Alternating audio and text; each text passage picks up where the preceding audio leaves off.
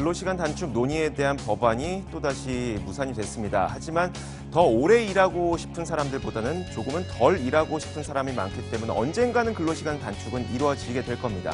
자, 오늘은 그래서 근로시간 단축에 대해서 살펴보는 시간을 잠시 준비해봤습니다. 최근 논의가 됐었던 근로시간 단축 논의는요, 일주일에 68시간 일하던 것을 52시간으로 줄여보자라는 건데, 그냥 숫자만 보면 되게 간단한 것 같은데 그렇게 단순하지만은 않습니다. 자, 살펴보면요, 현행 근로기준법상 근로시간은 일주일에 며칠을 일할 수 있다는 이야기는 전혀 존재하지 않습니다. 다만 일주일에 40시간을 넘게 일할 수 없다. 그리고 하루에 8시간 넘게 일할 수 없다라고 정해져 있고요. 만약에 연장 근로 혹은 야근 이런 것들을 하게 될 경우에는 일주일에 12시간을 넘을 수 없다고 되어 있습니다. 그러면 합쳐보면 40시간 플러스 12시간에서 52시간인데 왜 우리는 지금까지 이것을 68시간으로 알고 있었을까요? 바로 이것 때문입니다. 휴일 근로 때문인데요. 자, 근로기준법상에는 휴일 근로에 대한 기준은 없습니다. 몇 시간 동안 휴일에 일할 수 있다는 기준은 없고 연장 근로만 일주일에 12시간 일할 수 있다고 적혀 있는데 다만 고용노동부에서는 이런 유권 해석을 내놓고 있습니다. 한번 이 사례를 살펴보도록 하죠. 만약에 주 5일 일하는 근로자가 있다고 가정을 해보도록 할게요.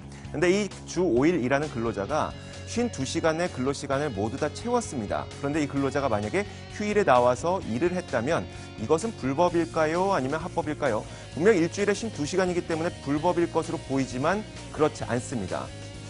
바로 고용노동부에서는 이렇게 해석을 했기 때문인데요. 연장근로라고 하는 것은 원래 일하는 날짜에 월화수목금에 추가적으로 일하는 것이 연장근로고 휴일에 나와서 일하는 것은 휴일근로이기 때문에 휴일 근로를 따로 계산을 해야 된다. 그래서 휴일에 나와서 일할 때는 하루 8시간씩 일할 수 있기 때문에 총 16시간을 일할 수 있다라고 해석을 내놓은 겁니다. 따져보면 이런 식입니다. 근로자가 주중에 5일 동안 52시간을 다 채워서 일을 했습니다. 휴일 나머지 이틀이 남죠. 그 이틀 동안 16시간을 추가로 일할 수가 있다는 것이죠. 그러면 고용노동부의 유권 해석대로라면 일주일 7일 동안 일을 해도 되는 겁니다. 7일 동안 68시간을 일을 해도 법에 걸리지가 않는 것처럼 법이 해석이 되는 것이죠. 그런데 이것은 고용노동부의 해석이었고요. 법계와 학계에서는 좀 다르게 해석을 하고 있었습니다. 휴일 근로는 당연히 연장 근로에 포함돼야 된다는 겁니다. 연장선상에 일을 하는 것이기 때문에 휴일에 나와서 일하는 것도 당연히 연장 근로라는 거죠. 그래서 휴일 근로든 연장, 야간 근로든 관계없이 추가 근로는 딱 12시간만 허용하도록 하자. 그래서 주중에 40시간 일하고 12시간 추가로 일해서 52시간만 일주일에 일할 수 있도록 법으로 정해놓자.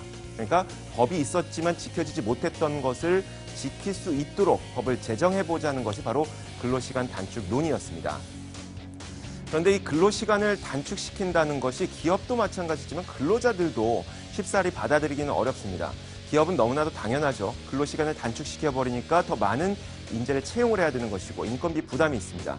반대로 근로자들은 월급이 낮은 분들 연장 수당을 통해서 월급을 채워왔었는데 그 월급이 줄어들어 버리게 되니까 이 근로자들 입장에서도 마땅치는 않습니다. 하지만 이렇게 생각을 바꿔보면 어떨까요? 언제가 됐던 우리나라는 근로시간을 단축하긴 할 겁니다. 삶의 질에 대한 욕구가 높아지고 있고 근로시간을 줄이자는 노력이 계속 이어지기 때문인데요. 그렇다면 언젠가 트렌드상으로 봤을 때 근로시간이 줄어들게 된다면 실제로 법으로 근로시간이 줄어들어서 충격이 오기 전에 미리 시스템을 재정비해서 기업들도 근로자들도 미리미리 준비하는 것은 어떨까요? 시장을 읽는 남자입니다.